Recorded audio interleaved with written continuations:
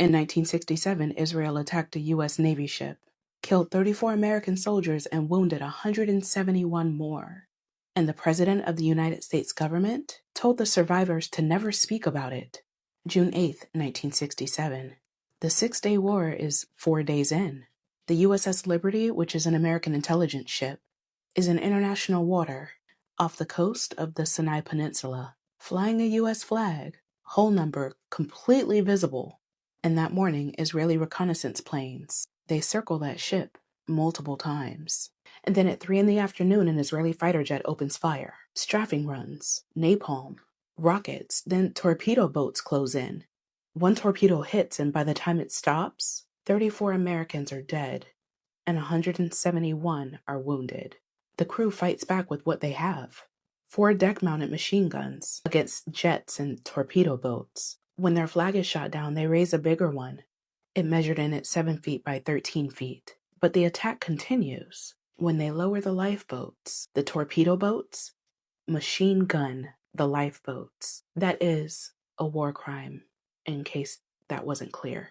When word reached the fleet, a rescue aircraft launched from the USS America and the USS Saratoga, but they were recalled on direct orders from the Secretary of Defense, Robert McNamara, and President Lyndon B. Johnson. The crew was still under attack when those planes turned around. This is the only time in American naval history that a rescue mission was canceled while an American ship was under attack.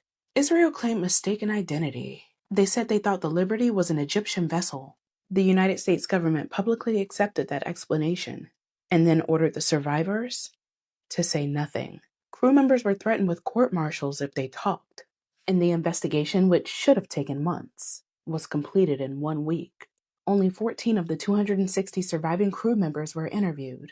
The Chief Counsel of the Naval Board of Inquiry signed a legal affidavit in 2004 stating that President Johnson and Secretary McNamara had ordered Admiral Kidd to conclude that the attack was mistaken identity, despite overwhelming evidence to the contrary.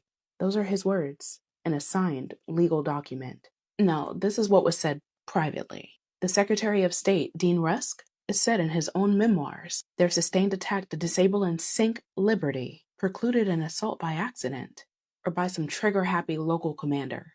I didn't believe them then, and I still don't believe them to this day. NSA Director Marshall Carter, he said it couldn't be anything else other than deliberate. CIA Director Richard Helms, I don't think there can be any doubt that the Israelis knew exactly what they were doing. The attack on the USS Liberty is the only maritime attack on an American vessel that has not been investigated by Congress.